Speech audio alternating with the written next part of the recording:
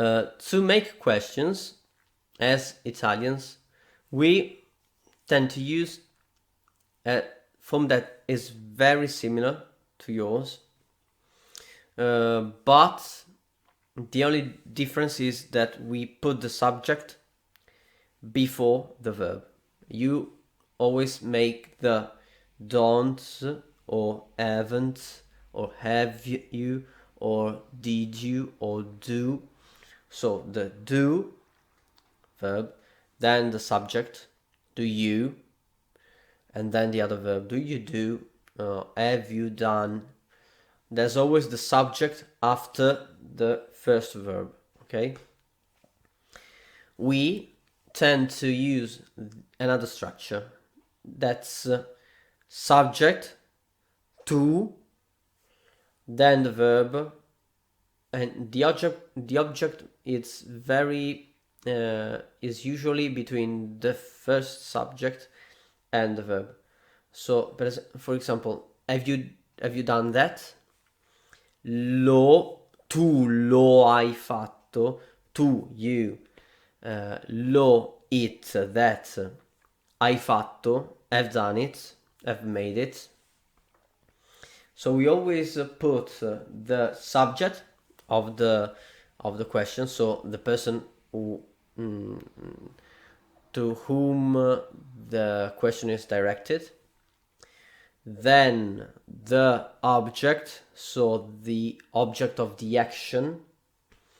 So if he has seen something, then that's there, and we use a il lo l'hai li le in that point. Usually we use lo la li there, so tu soggetto, you, or loro, or we, quindi or noi, or loro, etc.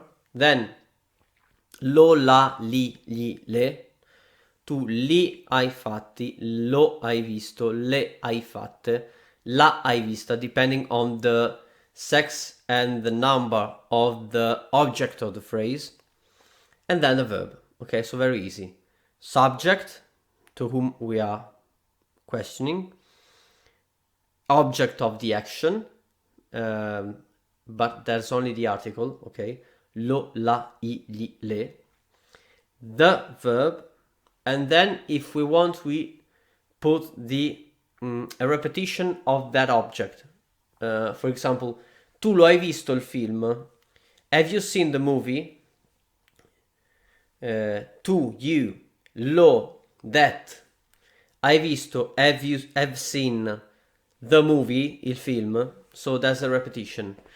In Italian, we always have that kind of repetition, even with double negatives. That's a thing we'll see in the future. But just to remember how the structure is: subject of the question, then there's the article of the object of the phrase, then there's the verb, and then maybe a repetition of the object of the phrase.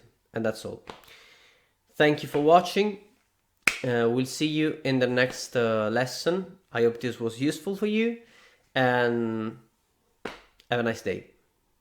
Bye, guys.